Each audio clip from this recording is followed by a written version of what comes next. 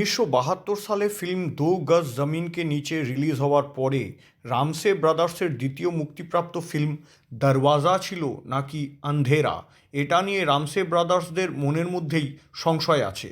তবে 1973 থেকে 1980-র মধ্যে রামসে ভাইরা এই দুটি ফিল্ম ছাড়াও আরও দুটি হরর ফিল্মের কাজ শুরু করেছিলেন, যে দুটি ফিল্ম সম্পূর্ণ হয়নি আর রিলিজও করেনি। এর মধ্যে প্রথম ছবিটির নাম ছিল কাফান, যার কাজ রামসে ভাইয়েরা শুরু করেছিলেন 1975 সালে। হিন্দি সিনেমার বিখ্যাত খলনায়ক কিরণ কুমার সেই সময়ে নায়কের ভূমিকায় অভিনয় করতেন।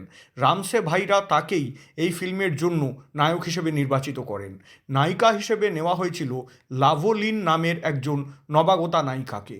রামসে ভাইয়েরা চিরকালই তাদের হরর ছবিগুলিতে গুড লুকিং গার্লসকে প্রাধান্য দিয়েছেন। দিলীপ কুমারের ভাই নাসের খান, যিনি 50-এর দশকে অভিনয়ের জগতে চরিত্রাভিনেতা হিসেবে বেশ নাম করেছিলেন, তাকে এই হরর মুভিটিতে একটি গুরুত্বপূর্ণ চরিত্রের জন্য নির্বাচিত করা হয়েছিল। কিন্তু ফিল্মটির কাজ শুরু হবার আগেই সমস্যা শুরু হয়, যখন এই ফিল্মের নায়িকা লাভলিন আচমকাই বেপাত্তা হয়ে যান। রামসে ভাইয়েদের অন্যতম অর্জুন রামসের বক্তব্য অনুযায়ী, আমরা জানি না যে ঠিক কী হয়েছিল, কিন্তু ফিল্ম কাফান সাইন করার কয়েকদিন পরেই এই মেয়েটি ইন্ডাস্ট্রি থেকেই বেপাত্তা হয়ে যায়। আমরা এরপরে দ্বিতীয় নায়িকার সন্ধান শুরু করেছিলাম, কিন্তু এর মধ্যেই নাসির খান সাহেবেরও মৃত্যু হয়। এই ফিল্মে তার ভূমিকা খুবই গুরুত্বপূর্ণ ছিল। এইসব কারণেই ফিল্মটির শুটিং আটকে যায় এবং ফাইন্যান্সাররাও ক্রমেই এই ফিল্মে ফিন্যান্স করতে নিরুৎসাহিত হয়ে পড়ে। ফিল্ম কাফানের কাজ আমরা আর কখনো শুরুই করতে পারিনি। রামসে ব্রাদার্স নির্মিত আরেকটি অসম্পূর্ণ ফিল্মের নাম ছিল টনি, যেটা রামসেদের নিজস্ব ব্যানারের ফিল্ম ছিল না, আর সেটা সম্ভবত কোনো হরর মুভিও ছিল না। এই ফিল্মের মুখ্য ভূমিকায় অভিনয় করেছিলেন মহাভারত সিরিয়ালের ভীষ্মখ্যাত মুকেশ খান্না। কিন্তু 14 রিল শ্যুট হওয়ার পরে ফিল্মের প্রযোজক আর্থিক সমস্যায় ভুগতে শুরু করেন এবং ফিল্মটির কাজ আটকে যায়। 2007 সালে অ্যাপার্টমেন্ট 1308 নামের একটি জাপানি হরর মুভি রিলিজ করেছিল, যার নির্দেশক ছিলেন আটারু ওইকাওয়া। তুলসী রামসে উদ্যোগ নিয়েছিলেন ফিল্মটি হিন্দিতে রিমেক করার। 2009 সালে দেওয়া এক সাক্ষাৎকারে তিনি এই অ্যাপার্টমেন্ট 1308-এর বিষয়ে বলেছিলেন যে ये बहुत अच्छी कहानी है, इस पे अभी मेहनत करना है।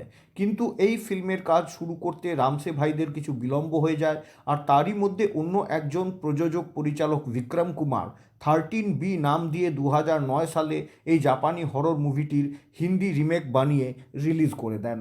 রামসে ব্রাদার্সদের পরে যারা অত্যন্ত সফলভাবে হরর মুভি নির্মাণ করে দর্শকদের আনন্দ দিয়েছেন, তাদের মধ্যে অন্যতম হলেন রাম গোপাল ভার্মা। 2010 সালে তুলসী রামসে এবং রাম গোপাল ভার্মা, এই দুই দিকপাল হরর ফিল্ম মেকার, যুগ্মভাবে একটি হরর মুভি নির্মাণের পরিকল্পনা করেছিলেন, যার টাইটেল বা শিরোনাম স্থির করা হয়েছিল হোটেল। প্রসঙ্গত উল্লেখ্য যে 1981 সালে রামসে ভাইদের এই একই টাইটেল হোটেল নামে একটি হিট হরর মুভি রিলিজ করেছিল। তুলসী রামসে এক ইন্টারভিউতে বলেছিলেন যে এই নূতন নির্মিত হতে যাওয়া হোটেল সিনেমাটির কাহিনীর সাথে পুরনো হোটেল মুভিটির কোথাও কোনো সাদৃশ্য নেই। উনি সেই সাংবাদিককে আরও বলেছিলেন যে अभी I am only telling you मगर किसी को भी पता नहीं है। ফিল্ম হোটেলের কাহিনী, চিত্রনাট্য এবং শিল্পী নির্বাচন করার কাজ সম্পূর্ণ হয়ে গেছিল, কিন্তু শুটিং শিডিউলের পরিকল্পনা করার সময়ই ফিল্মটির কাজ কোনো অজ্ঞাত কারণে আটকে যায়, যেটা শুরু করা যায়নি। 90-এর দশকে রামসে ব্রাদার্সের মাকবারা বলে একটি ফিল্ম শেলভড হয়ে গেছিল। মাকবারা শব্দটির অর্থ হলো সৌধ বা সমাধি। ছবির নায়ক ছিলেন আতিশ দেবগান। এই ফিল্মটির কাহিনী, চিত্রনাট্য এবং স্টারকাস্ট সব ফাইনাল হয়ে গেছিল। এমনকি ব্রিটেনের মেকআপম্যান ক্রিস্টোফার টাকার, যিনি রামসে ব্রাদার্সকে হরর মাস্ক সাপ্লাই করতেন, তিনি এই ফিল্মের জন্য মাস্ক তৈরি করে সাপ্লাইও করে দিয়েছিলেন। কিন্তু ফিল্মটি শেলভড হয়ে যায় এবং ভৌতিক মাস্কগুলিকে পরে রামসে ভাইয়েরা তাদের সিরিয়াল দ্য জি হরর শোতে কাজে লাগিয়ে দেন।